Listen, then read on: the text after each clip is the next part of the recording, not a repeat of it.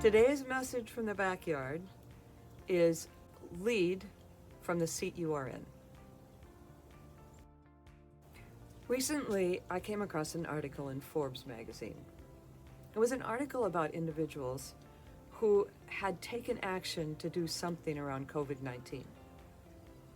In it, a young medical student, actually from here in the Twin Cities, decided to start a daycare service for healthcare professionals. She just decided to start it. The idea caught on, and actually it's still going strong.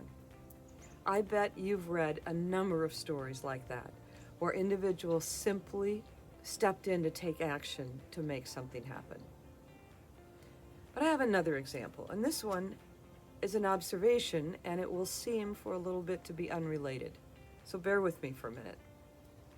This is about Zoom. All of us are spending more of our lives on Zoom. But one of my colleagues pointed out to me the other day. She said, have you noticed when you're in a meeting with a group of people, everyone's picture can be displayed across the page and you see 6 or 8 individuals at the same time? She said, have you noticed everyone's box is the same size? There is no head of the table on Zoom. There is no one whose box is bigger than anyone else's. She felt visually the visual permission to lead from the seat that she is in. Both stories are about taking the lead. One is about taking the lead when you just see a need and step into doing something. And the other is about taking the lead inside an organization to influence and to be heard. No matter where we sit in an organization, we have the capacity to influence.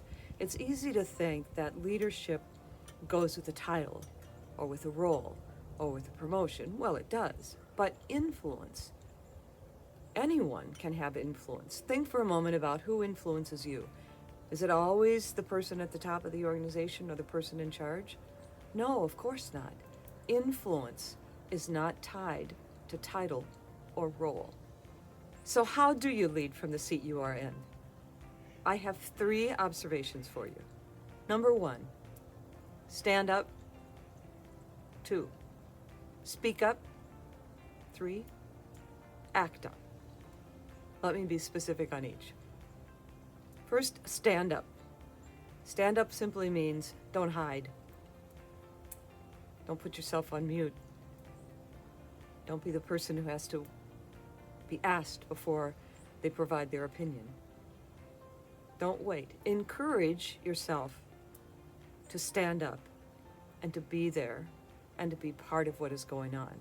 Encourage. The word encourage is a wonderful way of thinking about giving yourself courage to be heard and not hide. Second, speak up.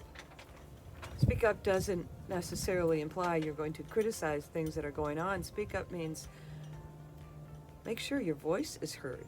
You might start sentences with things like, I have an idea.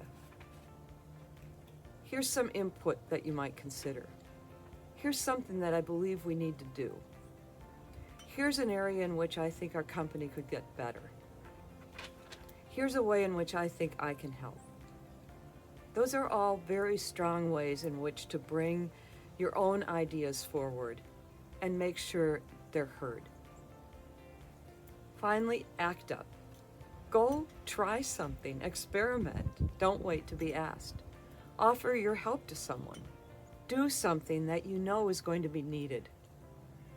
In all of these ways, these 3 things, stand up, speak up, act up, you will find yourself being able to exert influence and be part of an organization that every leader I know wants. When I say to a leader, would you like to have a leader-full organization? That is, in fact, something we all want to have. You can be part of creating that leader-full organization through the way that you lead from the seat you are in. Thank you.